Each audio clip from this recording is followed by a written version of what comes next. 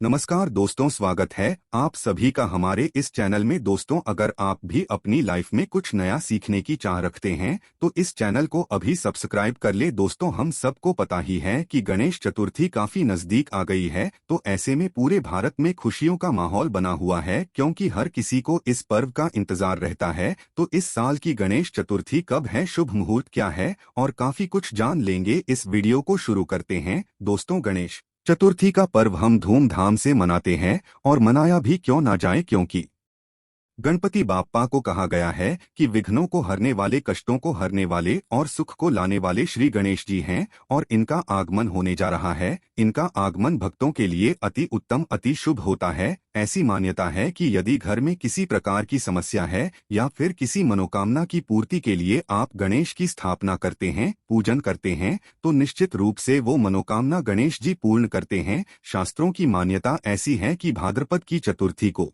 गणेश जी को लाया जाता है और अनंत चतुर्दशी को इनका विसर्जन किया जाता है।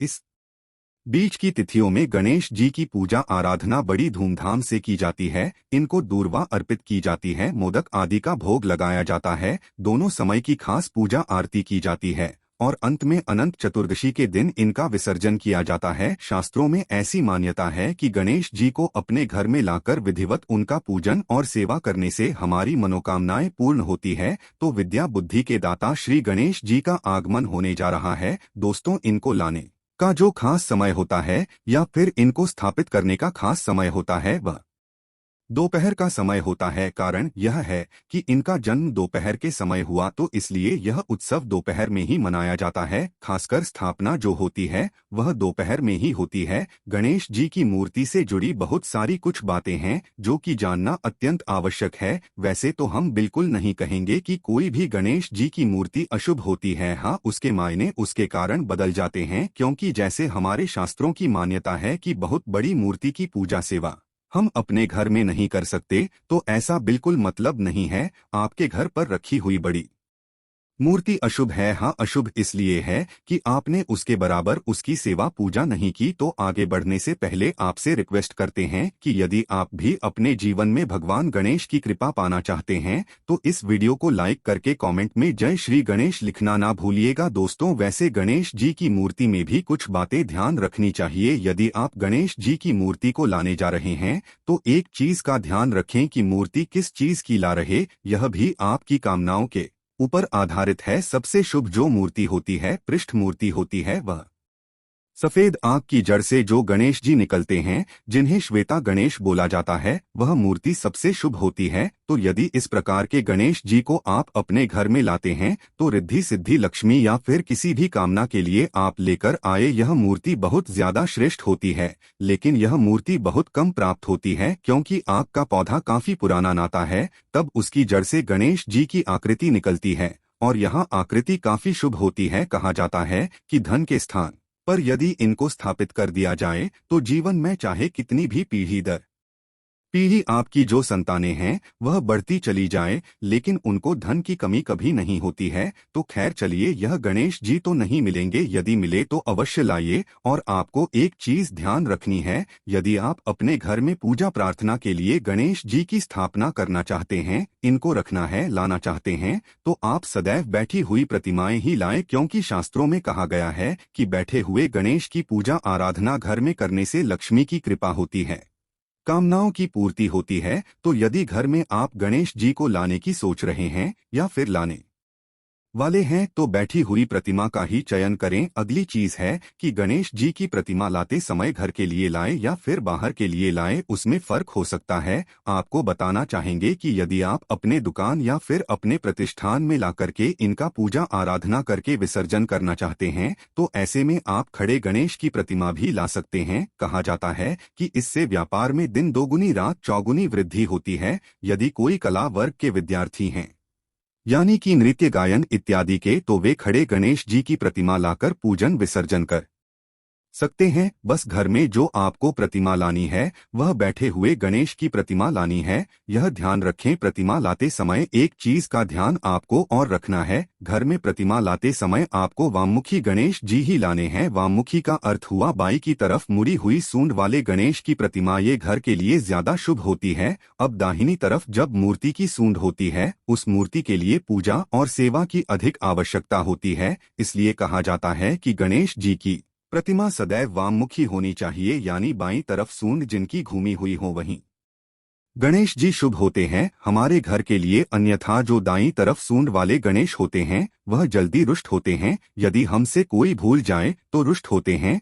अभी इसका अर्थ आप ये बिल्कुल ना समझे कि गणेश की प्रतिमा किसी के लिए कल्याणकारी नहीं होती है। ठीक वही बात जो कि हमने आपको उदाहरण से समझाई कि बड़ी मूर्ति भी श्रेष्ठ होती है, लेकिन हम घर में नहीं रख सकते क्योंकि हम उनकी उचित पूजा सेवा आराधना नहीं कर सकते हैं। उसी तरह जो दाएं तरफ सूंड वाले गणेश जी होते हैं उनको अत्यधिक सेवा प्रार्थना की जरूरत होती है, जो कि हमसे नहीं हो पाती है। तो इसलिए एक नियम बनाया गया है कि गृहस्थ धर्मियों के लिए हमको गणेश वाममुखी जी घर में लाने चाहिए, पूजन करना चाहिए, विसर्जन करना चाहिए। जैसा कि आप सभी जानते हैं कि प्लास्टर ऑफ पेरिस की मूर्तियां उतनी श्रेष्ठ नहीं होती है, और यदि आप मिट्टी के गणेश जी लाते हैं, पूजन करते हैं, विसर्जन करते हैं तो ये ज्यादा श्रेष्ठ होता है। यदि आपको इस तरह की गणेश की प्रतिमा मिले तो अधिक श्रेष्ठ है। अब बात करते हैं रंग की। किस रंग के गणेश जी की प्रतिमा लाना आपको बहुत शुभ होगा? तो देखिए, केसरिया रंग के गणेश की प्रतिमा लाते हैं तो सर्व सुखदायक केसरिया रंग के गणेश होते हैं। दूसरी चीज, हरे रंग के गणेश की प्रतिमा भी रखी जाती है। अलग अलग कामनाओं के लिए अलग अलग तरह के गणेश की प्रतिमा रखी जाती है। यदि आप संतान प्राप्ति के लिए गणेश जी की प्रतिमा लाना चाहते हैं, उनका पूजन विसर्जन करना चाहते हैं, तो गणेश जी का जो बाल रूप है वैसे ही प्रतिमा ला करके पूजन कर अनंत चतुर्दशी के दिन इनकी विदाई करें, इनका जल में विसर्जन करें। इस बात का ध्यान रखें। और यदि आप घर में मूर्ति रखना चाहते हैं तो बहुत छोटी सी 3 छोटी मूर्ति घर में लाकर के घर के मंदिर में स्थापित कर सकते हैं, तो आप ऐसा ही करें। अब बात करेंगे स्थापना की। आपको एक चीज और बता दें कि कई लोगों के प्रश्न आते हैं कि गणेश जी की प्रतिमा 18 तारीख को हम ला सकते हैं या फिर 19 तारीख को लाएं, किस दिन लाना शुभ होगा? तो देखिए, गणेश जी को गणेश चतुर्थी के दिन लाना ही शुभ होगा, जो कि 19 तारीख को है। 18 तारीख को हरतालिका 30 जैसे समाप्त होगी। 19 तारीख को गणेश जी को ला सकते हैं।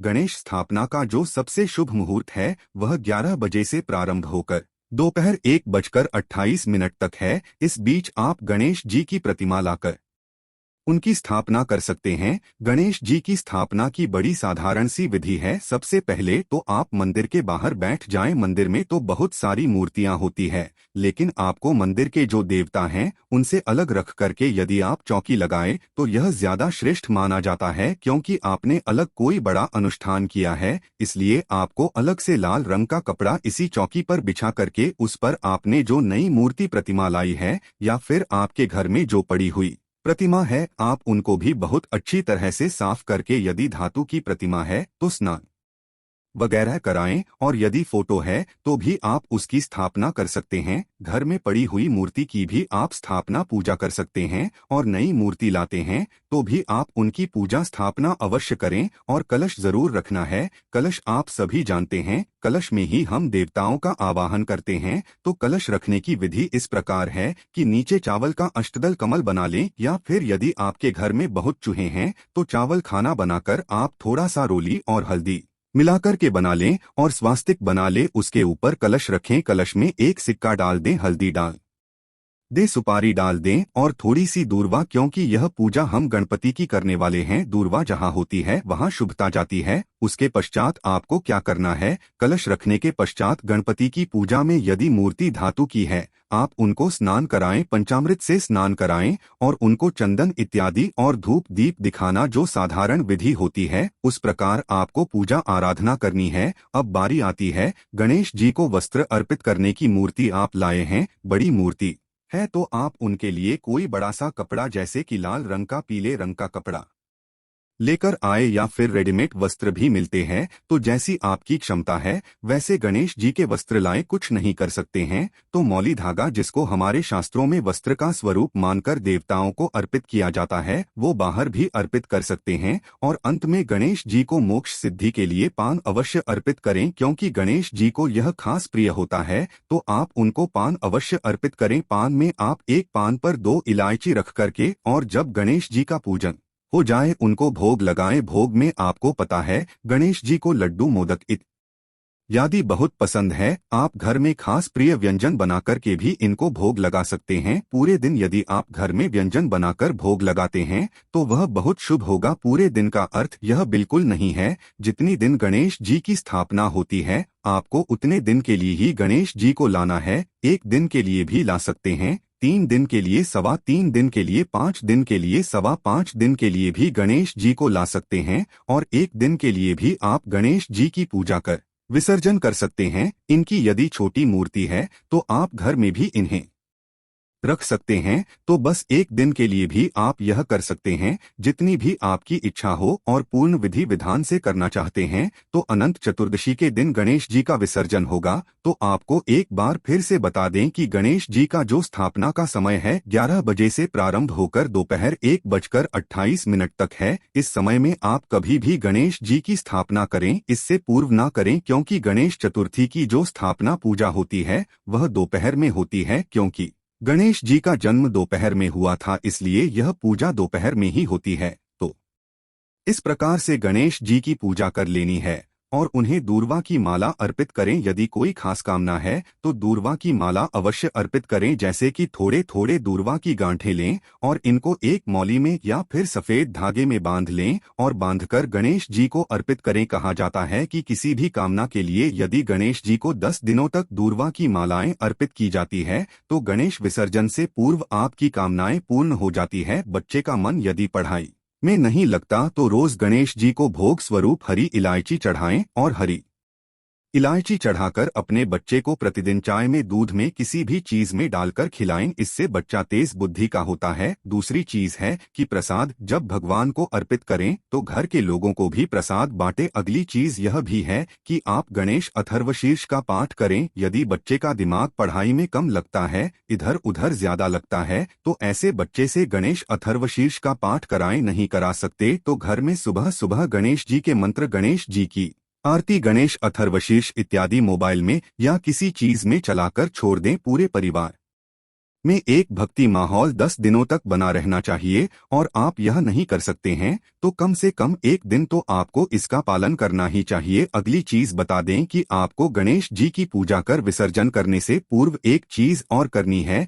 कि आपको ढेर सारी इलायची अर्पित करनी है। यदि आपके कोई कार्य नहीं बन रहे हैं तो आपको कम से कम 21-51 इतनी इलायची गणेश जी को अर्पित करके अपने पास रख लेनी चाहिए। जब आप किसी जरूरी काम के लिए जाते हैं तो इस इलायची को अपने पर्स में ढाल लें और मन पढ़ाई में नहीं लगता है या फिर कभी कभी बच्चे हमारा कहना नहीं मानते तो ऐसी स्थिति में उसी इलायची को बच्चे को प्रतिदिन खाने को दें। ऐसा करने से बच्चे की बुद्धि सुधरती है और बच्चे का सही बौद्धिक विकास होने लगता है। इस तरह के कार्य आपको करने चाहिए। इसके पश्चात में आपको गणेश जी की आरती परिवार के साथ करनी चाहिए। तो उम्मीद करते हैं कि हमने सारी विधियां और सारी बातें जो आपको जाननी आवश्यक थी वह सब कुछ बताया। और एक बार फिर आपको बता देते हैं, चतुर्थी का पर्व इस वर्ष 19 तारीख को मनाया जाएगा, 19 सितंबर को। और एक महत्वपूर्ण चीज आपको बता दें कि गणेश चतुर्थी को चांद बिल्कुल भी नहीं देखा जाता। इस बात का ध्यान रखें। चांद क्यों नहीं देखा जाता है? चांद इसलिए नहीं देखा जाता है क्योंकि मान्यता है